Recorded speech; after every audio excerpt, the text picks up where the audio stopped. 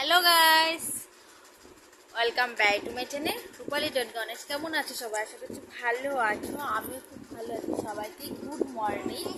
আর আজকে হলো সোমবার। তো সোমবারে আমি স্নান টান করে নিয়েছি, সেদিকে যে দিয়ার মানে স্নান ছিল, তো তার জন্য আর কি।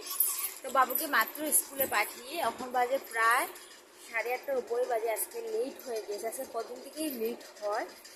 তো এখন আর কি দিয়াকে খাওয়াবো।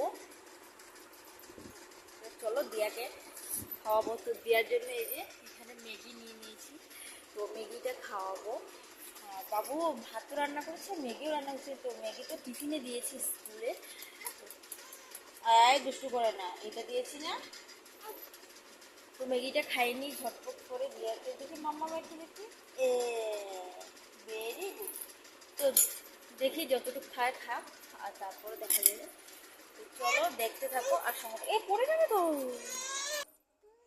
তো গাছ দেখতে পাচ্ছ, আমি কিন্তু এই যে বিছনাটা ঝটপট করে গুছিয়ে নিচ্ছি। আর যেহেতু বাসি বিছনা ঝটপট করে গুছাতে লাগবে, তারপর ভাবলাম যে না, টেবিলটা একটু গুছাতে লাগবে। ঘর ক্লিন করাটা আমার খুব ভালো লাগে, আর ঘরটা খুব ভালো লাগে গুছাতে, কিন্তু আসলে আমার ঘরটা তো আর ভালো নেই, তো গুছাতে পারবো। তারপর বিছনা গুছিয়ে টেবিল গুছিয়ে ভাবলাম যে না, আনলার কাপড় টাপড় সেগুলো আর কি গুছিয়ে নিই। তো ঝটপট করে এই জায়গাটা একটু ভালো করে গুছিয়ে নিলাম। তো যাই হোক, এদিকে গুছানোর পর চলে আসলাম কাপড় মেলতে। তো কাপড় টাপড় মেলে তারা দুজন বাবা আর মেয়ে খেলাধুলা করছিল। তো করে আর কি হাঁটাহাঁটি করছে। বলছিলাম আমি, হাঁটো তোমরা, আমি একটু ভিডিও করে নিই। তো যাই হোক, তারা দুজন মিলে হাঁটাহাঁটি করছিল, খুব আনন্দ করছিল। আর দিয়া তো যেহেতু হাঁটা শিখে নিয়েছে, তো তার জন্য এইখানে হলো মানে তার ঠাম্মার দরজার সামনে যায়। তো ঠাম্মা তো বাড়িতে নেই, ঠাম্মার দরজার সামনে গেলেও একটু ঘুরতে যাচ্ছি।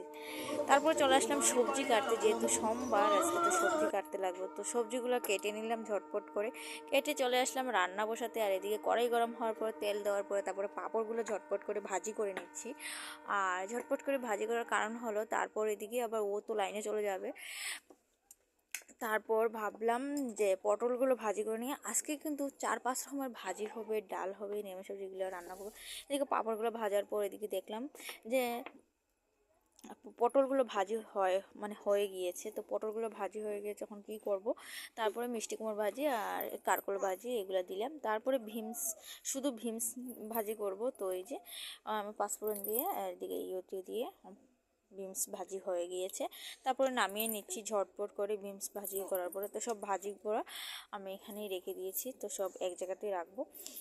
তো যাই হোক, এখানে ভাজি হওয়ার পর চলে গেলাম এই যে এখানে আমি এই লাউ পাতা আর কি বসাবো।